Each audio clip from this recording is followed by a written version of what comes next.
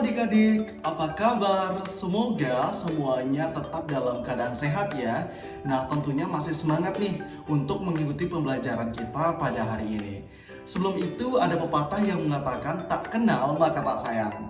Oleh sebab itu, perkenalkan, nama kakak Igusti Komang Agus Angga Putra Widianta atau biasa dipanggil Kak Angga dengan NIM 20110310006. Kakak merupakan mahasiswa dari program studi pendidikan guru sekolah dasar semester 3 Universitas Pendidikan Ganesha.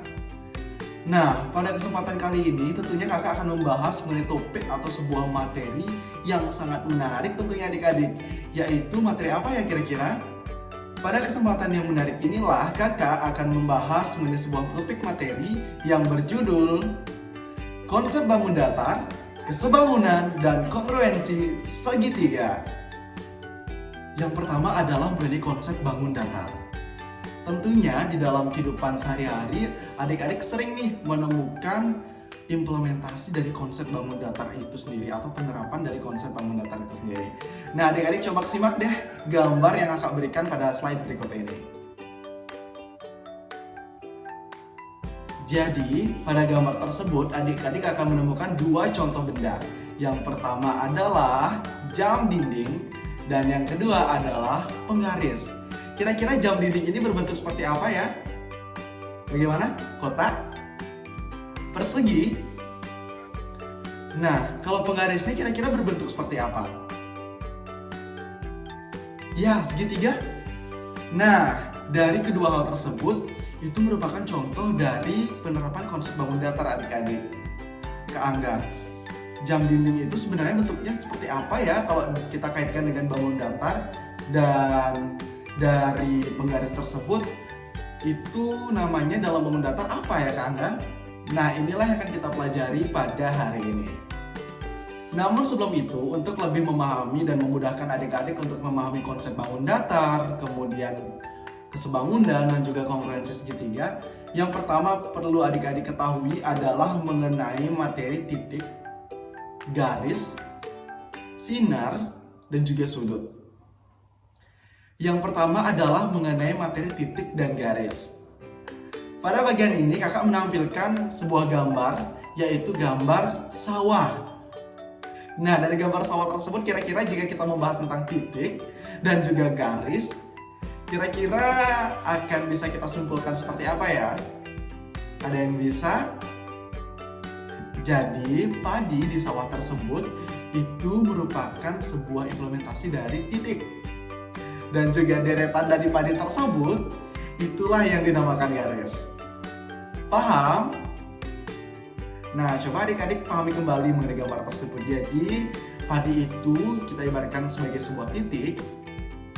Kemudian deretan dari padi-padi tersebut itu akan membentuk sebuah garis. Nah, begitulah dari konsep titik dan juga garis. Kumpulan dari titik-titik yang sejajar itu akan membentuk sebuah garis. Berikutnya adalah mengenai konsep sinar. Sinar ini kita dapat artikan sebagai suatu ruas garis yang bermula dari satu pangkal memanjang tidak terbatas ke satu arah. Bisa dipahami? Jadi kakak ulang ya, sinar dapat kita artikan sebagai suatu ruas garis yang bermula dari satu pangkal memanjang tidak terbatas ke satu arah. Kemudian mengenai sudut, karena dari sinar tersebut akan membentuk sebuah sudut. Jadi sudut itu adalah bangun yang berisi dua dan sisi-sisinya bersekutu pada salah satu ujungnya. Atau secara lebih mudahnya nih, kita artikan bahwasanya sudut juga dapat diartikan sebagai gabungan dua sinar berpangkal sama yang arahnya tidak berlawanan. Nah, pada slide tersebut kakak menampilkan 3 buah contoh dari sudut atau 3 buah jenis dari sudut. Yang pertama itu adalah sudut lancip yang besarannya sekitar 0 derajat hingga 90 derajat. Kemudian adalah sudut siku-siku, itu berkisaran kemudian adalah sudut siku-siku yang besarnya adalah 90 derajat, dan sudut tumpul yang besarannya lebih dari 90 derajat hingga 180 derajat. Setelah adik-adik memahami mengenai konsep dari titik, garis, sinar, dan juga sudut, ini akan memudahkan adik-adik untuk mengenal lebih jauh nih mengenai konsep bangun datar. Konsep bangun datar pada kesempatan kali ini kakak akan lebih menekankan kepada 3 jenis bangun datar, yaitu persegi, persegi panjang, dan juga segitiga. Namun kakak juga akan menyinggung sedikit mengenai konsep bangun datar dari jenis-jenis bangun datar yang lainnya. Oke, yang pertama adalah persegi. Dari gambar persegi yang kakak berikan di slide berikut, kira-kira apa yang bisa adik-adik cermati? Mungkin dari bagian sisinya, mungkin dari bagian sudutnya. Coba, setelah kakak menjelaskan tadi mengenai sudut juga, mungkin adik-adik bisa pahami sekarang dan bisa kita cari atau cermati dari konsep bangun datar khususnya pada bagian persegi ini. Ya, kita mulai dari sisi A, B, B, C, C, D, dan juga AD. Bagaimana kira-kira sisinya? Sama panjang, atau ada nih salah satu sisi yang panjangnya lebih dari sisi yang lainnya? Bagaimana? Ya, sama panjang. Jadi sisi AB, BC, CD, dan juga AD itu sama panjang. Kemudian sekarang lihat sudut-sudutnya. Kira-kira sudut-sudut semua dari sudut di persegi tersebut kira-kira sama besar atau tidak ya? Bagaimana? Dia termasuk ke jenis sudut lancip, tumpul, atau siku-siku? Ya, siku-siku. Jadi besaran sudut dari sudut siku-siku kira-kira berapa? Ya, 90 derajat. Nah, dari apa yang sudah adik sampaikan, sekarang bisa kita berikan sebuah penjelasan atau penggambaran ke Angga apa sih sifat-sifat dari persegi tersebut. Sifat-sifat dari persegi tersebut adalah yang pertama, yaitu memiliki 4 sisi yang sama panjang. Kemudian memiliki 4 sudut sebesar 90 derajat. Dan juga memiliki 4 sumbu simetri putar dan juga simetri lipat. Setelah persegi, kita akan membahas mengenai, nah, kira-kira ini termasuk bangun datar apa ya? Segitiga atau persegi panjang? Ya, persegi panjang. Kembali lagi nih, kita amati bersama-sama. Kira-kira dari gambar persegi panjang tersebut, bisa adik-adik cermati dulu dari bagian sisi saja. Kita bagian sisi saja kita cermati bersama-sama.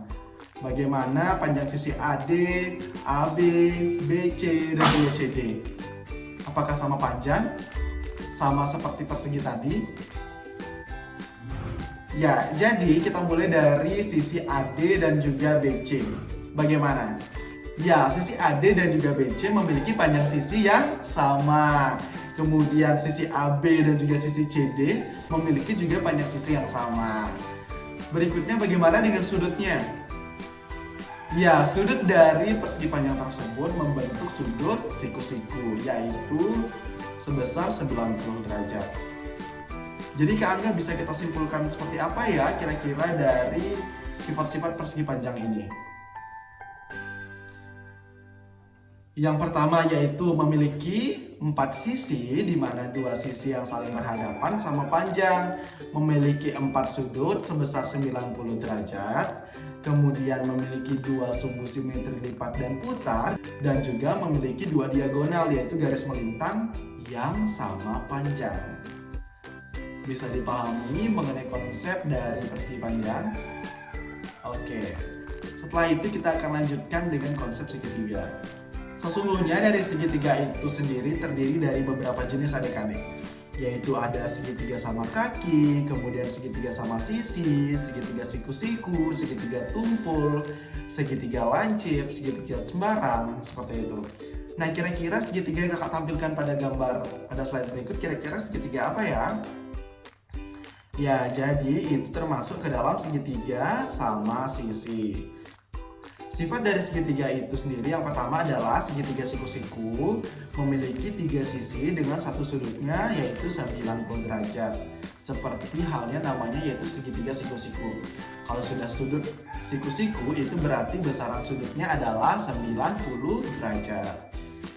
Kemudian yang kedua adalah segitiga sama kaki yang memiliki 3 sisi dengan panjang yang sama dan sudut yang sama yaitu 60 derajat. Jika sudutnya 60 derajat berarti dia termasuk ke dalam jenis sudut apa adik-adik? Ya, sudut lancip. Kemudian segitiga sama sisi memiliki 3 sisi dengan 2 sisinya memiliki panjang yang sama. Berikutnya kakak akan menyinggung dari jenis bangun datar yang lainnya. Kira-kira pada gambar ini termasuk jenis bangun datar apa ya? Ada yang tahu? Ya, jajar genjang. Kak Angga, apa sih sifat-sifat dari jajar genjang itu sendiri? Jajar genjang itu sendiri memiliki sifat-sifat. Yang pertama itu memiliki 4 sisi, di mana 2 sisi yang saling berhadapan itu adalah sejajar. Kemudian pada umumnya jajar genjang tidak memiliki sumbu simetri. Kemudian memiliki 4 sudut, di mana sudut yang berurutan berjumlah 180 derajat. Dan juga memiliki 2 garis diagonal. Kak Angga, garis diagonalnya yang mana ya? Ya, garis diagonalnya itu yaitu pada garis AC dan juga BD. Selanjutnya ada juga loh jenis bangun datar yang lainnya. Kira-kira termasuk ke dalam jenis bangun datar apa ya? Ada yang tahu? Benar sekali. Jadi jenis bangun datar ini adalah bangun datar trapesium. Kira-kira sifatnya apakah sama dengan jajar genjang atau bangun datar sebelumnya ya? Yuk kita cermati bersama-sama. Yaitu yang pertama memiliki 4 sisi dengan 2 sisinya yang sejajar. Kemudian memiliki 4 sudut dengan jumlah 2 sudut yang berdekatan adalah 180 derajat. Kemudian trapesium sama kaki memiliki panjang kaki-kaki yang sama. Berikut ini merupakan jenis-jenis dari trapesium itu sendiri. Jadi trapesium ini memiliki beberapa jenis seperti misalnya yang pertama trapesium sama kaki yang memiliki panjang kaki yang sama. Coba adik-adik bisa cermati bersama-sama. Kemudian trapesium siku-siku.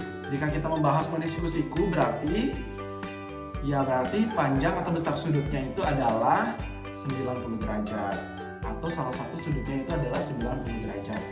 Kemudian ada trapesium sembarang. Berikutnya, bentuk ini termasuk ke jenis bangun datar apa? Lingkaran. Jadi, jumlah sudut dari lingkaran itu adalah 180 derajat.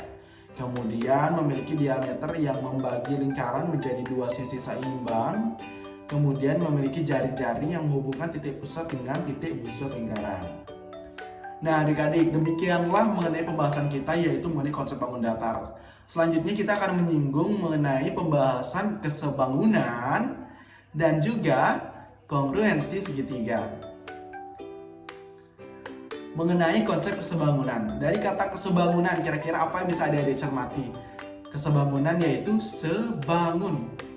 Ya, sederhananya itu demikian, yaitu satu bangun. Coba adik-adik sekarang cermati gambar 2 persegi panjang yang kakak tampilkan. Yang satu, sisi panjangnya itu berapa dan juga sisi lebarnya itu berapa. Kemudian persegi panjang berikutnya, sisi panjangnya berapa dan juga sisi lebarnya berapa. Nah dari hal tersebut, kira-kira yang pertama memiliki kemiripan bagian apa nih? Kira-kira? Ya, memiliki sudut yang sama seperti itu. Kemudian bagaimana dengan panjang sisinya? Ya, untuk lebih memahami lagi bagaimana syarat-syarat dari kesebangunan itu, coba adik-adik cermati pembahasan kakak. Yang pertama yaitu sudut-sudut bangun datar sesuai dan sama besarnya. Kemudian setiap sisi baik panjang dan lebar memiliki perbandingan yang sama. Oke, yang pertama mengenai sudutnya. Sudut dari kedua bangun datar atau kedua persegi panjang itu. Kira-kira sudutnya sama besar atau tidak ya? Walaupun salah satu persegi panjang itu ukurannya lebih kecil, tetapi kita cermati sudutnya bagaimana. Ya, itu merupakan cerminan dari sudut siku-siku. Jika sudut siku-siku berarti besarnya 90 derajat. Bagaimana? Apakah kedua persegi panjang tersebut memiliki besaran sudut yang sama? Ya, benar sekali. Jadi kedua persegi panjang tersebut memiliki besaran sudut yang sama, yaitu 90 derajat, yang merupakan termasuk ke jenis sudut siku-siku. Berikutnya kita akan membahas mengenai syarat yang kedua, yaitu mengenai perbandingan sisi. Coba sekarang adik-adik cermati mengenai sisi-sisi dari kedua persegi panjang tersebut. Yang pertama kita bandingkan dari sisi AD dan juga EH. Kemudian yang kedua kita akan bandingkan dari sisi AB dan juga sisi EF. Yang ketiga kita akan bandingkan dari sisi BC dan juga sisi FG. Dan yang terakhir kita akan bandingkan dari sisi CD dan juga GH. Untuk memudahkan itu kita masukkan ya besaran atau panjang dari masing-masing sisi tersebut, yaitu sisi AD yaitu 8 cm, kemudian sisi EH yaitu 4 cm, kemudian berlanjut pada sisi AB. Sisi AB yaitu besarnya 12 cm, kemudian sisi EF yaitu 6 cm. Nah, bagaimana dengan sisi BC dan juga sisi FG? Coba adik-adik sekarang lihat dan cermati. Apakah sisi BC dan juga sisi AD itu sama panjangnya? Ya, benar sekali. Jadi sisi AD dan juga sisi BC itu sama panjang. Begitu pula dengan sisi EH dan juga sisi FG itu sama panjang. Seperti yang sudah kakak singgung sebelumnya, yaitu pada sifat-sifat dari persegi panjang, di mana memiliki 4 sisi, yang 2 sisi yang berhadapan itu sama panjang. Seperti itu. Jadi bisa adik-adik sekarang masukkan angkanya. Yang pertama sisi BC itu adalah 8 cm dan juga sisi FG itu adalah 4 cm. Kemudian mengenai sisi CD itu 12 cm dan sisi GH itu adalah 6 cm. Pada pembelajaran sebelumnya adik-adik sudah belajar bersama-sama mengenai bagaimana cara untuk menyederhanakan dari pecahan itu sendiri. Sekarang adik-adik coba sederhanakan dari pecahan itu sendiri. Dari pecahan 8/4 dan juga 12/6. Kira-kira akan menjadi pecahan tersederhana itu berapa ya? Ya, hasilnya itu adalah 2/1. Atau jika kita kaitkan dengan perbandingan sisi, yaitu banding sisinya yaitu 2/1. Jadi kedua persegi panjang itu termasuk persegi panjang yang persegi panjang yang sebangun. Berikutnya, setelah kita membahas mengenai kesebangunan, kita akan membahas mengenai kongruensi segitiga. Baik, sekarang kakak akan menampilkan segitiga. Sekarang adik-adik cermati coba.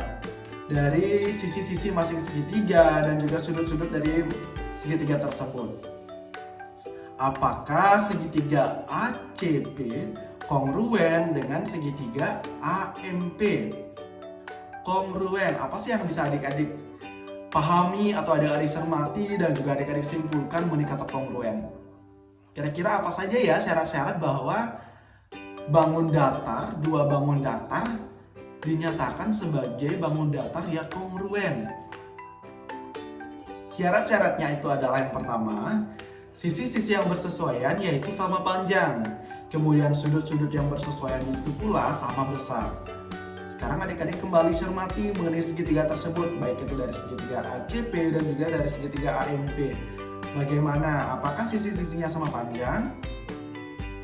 Ya, jadi sisi-sisi dari segitiga ACP dan juga AMP itu sama panjang, di mana sisi AC sama panjang dengan sisi AM, kemudian dari sisi CP yaitu sama panjang dengan sisi MP.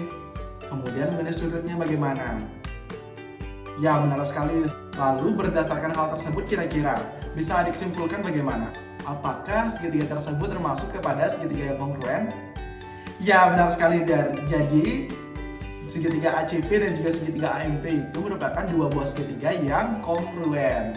Bagaimana, sudah paham? Berikutnya kita akan berlanjut kepada sebuah kesimpulan. Dari pembahasan tadi, kira-kira apa yang bisa adik-adik simpulkan dari konsep kesebangunan dan juga dari konsep kongruensi segitiga? Nah, dari konsep kesebangunan itu sendiri, adik-adik bisa pahami bersama-sama bahwa kesebangunan adalah dua bangun datar yang memiliki sudut atau bentuk yang sama. Selain itu pula, ukuran dua bangunan itu tidak perlu sama seperti kekongruenan. Tetapi setiap sisi pada bangun datar tersebut, seperti contohnya kakak tadi memberikan bangun datar persegi panjang, itu sisi panjang dan juga sisi lebarnya yaitu sebanding seperti itu. Kemudian yang kedua yaitu dua bangun yang kongruen memiliki bentuk atau sudut maupun ukuran Ya sama aja dik. Dalam konsep kekongruenan seperti yang kakak sudah jelaskan tadi, bahwasanya baik itu panjang sisi dan juga ukuran sudutnya itu sama seperti itu. Nah adik-adik, tidak terasa kita sudah membahas keseluruhan topik pada pembahasan kita hari ini. Baik itu meliputi konsep bangun datar, kemudian kesebangunan, dan juga kongruensi segitiga. Dan adik-adik juga telah berhasil menyimpulkan dari pembahasan kita hari ini. Demikianlah pembahasan kita pada kesempatan kali ini. Semoga apa yang kakak sampaikan bermanfaat bagi kita semua. Terima kasih atas perhatiannya dan sampai jumpa.